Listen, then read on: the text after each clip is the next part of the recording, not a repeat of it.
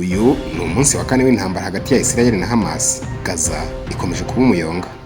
Isirayeli yinjiye mu munsi wa kane w'intambara ihanganyemo n'imitwe y'iterabwoba yo muri Palestine nyuma y'igitero gitunguranye yagabweho na Hamasi yinjiye muri Gaza. Umutwe wa Islamic Jihad wigambye ko ibyihebe byayo bitatu byinjiye muri iki gihugu binyuze muri Lebanon. Iki gitero cyanyuze mu kirere hifashishijwe drone zateye ibirindiro bya Isirayeli. Hamas struck at Israel again today, firing a deadly barrage of rockets into the city of Ashkelon. Wow. You can see rockets being Ku wa mbere ibitero byagabwe mu majyaruguru y'umupaka byahitanye umunya-Isirayeli umwe. Abafaransa bane baguye muri iyi ntambara. Abaturage bane b'Abafaransa biciwe mu bitero bya Hamas muri Isirayeli nk'uko byatangajwe na Minisitiri w'Ububanyi n'Amahanga kuri uyu wa kabiri. Kugeza ubu kandi abantu 13 baburiwe irengero, ndetse iyi minisitiri nta makuru ifite y'aho aba bantu baba baherereye. Muri iri tangazo yavuze ko ubu ibintu bihangayikishije cyane kuko abandi batazwi umubare bashobora kuba barashimuswe. Irani yahakanye gufasha Hamasi ariko yishimira ku byabaye kuri Isirayeli. Umuyobozi w'ikirenga muri Irani, Ayatollah Al-Khamenei, yavuze ko nta ruhare Tehran yagize mu bitero bya Hamasi yagabye kuri Isirayeli, ariko ashima ubugizi bwa nabi bumaze guhitana abarenga 900.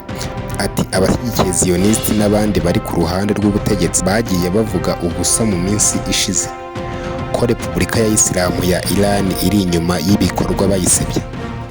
Yakomeje agira ati abo bavuga ko ibikorwa by'Abanyapalestine biva mu maboko atari ay'Abanyapalestine nta myumvire nyayo bafite ku baturage ba Palestine kandi bakora imibare ipfuye.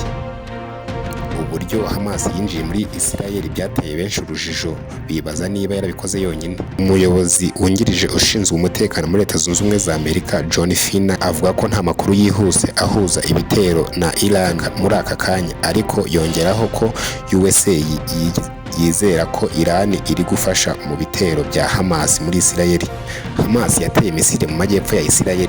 Umutwe wa Hamas wavuze ku mbuga nkoranyambaga ko warashe misile ushaka ko zigera mu duce tubiri tuzwi nka Kibutsimu turi mu majyepfo ya Isirayeli, Zikimu na Raimu. Utu duce turimo ubwoko bw'Abanya-Isirayeli bazwiho kuba ari abahinzi.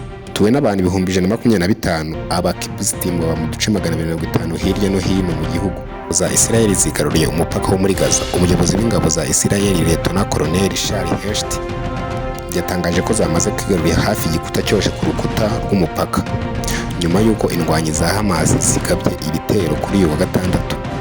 Yongeyeho kandi ko hari ukurasana guto kwabayeho mu ijoro mu duce dutandukanye twa Sad ndetse na Kisufimu. Isirayeli iri kugenda yongera ibihumbi by'ingabo zayo ku mupaka kugira ngo ikaze umutekano. Igisirikare cya Isirayeli cyongeye izindi ngabo nyinshi zibarirwa mu bihumbi ku mupaka uhuza iki gihugu ndetse na Lebanon nyuma y'imirwano yahabereye nk'uko byatangajwe n'umuvugizi wa IDF, Lieutenant Colonel Jonathan Conscusi. Ati ibintu ku mupaka wa Lebanon birahindagurika. Twongereye ingabo zisaga ibihumbi 10 ku mupaka kugira ngo zibe zarwanya ibitero bya Hezbollah. Lebanon na Isirayeli ni ibihugu bitabanye neza, ariko umwaka mubi watutumbye ubwo habaga ubwumvikane buke mu mwaka wa 2006. Hari misile zagiye ziterwa mu myaka zivuye muri Lebanon zikagwa mu butaka bwa Isirayeli, ariko bigakeka ko bikorwa n'imitwe yo muri Palestine iri muri Lebanon. Kugeza ubu muri Isirayeli ibintu ntibimeze neza. Imana niyo yonyine yabasha gukemura ibibazo bihari. Turabashimiye kuba mudahwema gukurikirana ibiganiro tubagezaho. Iyi ni Excellence TV.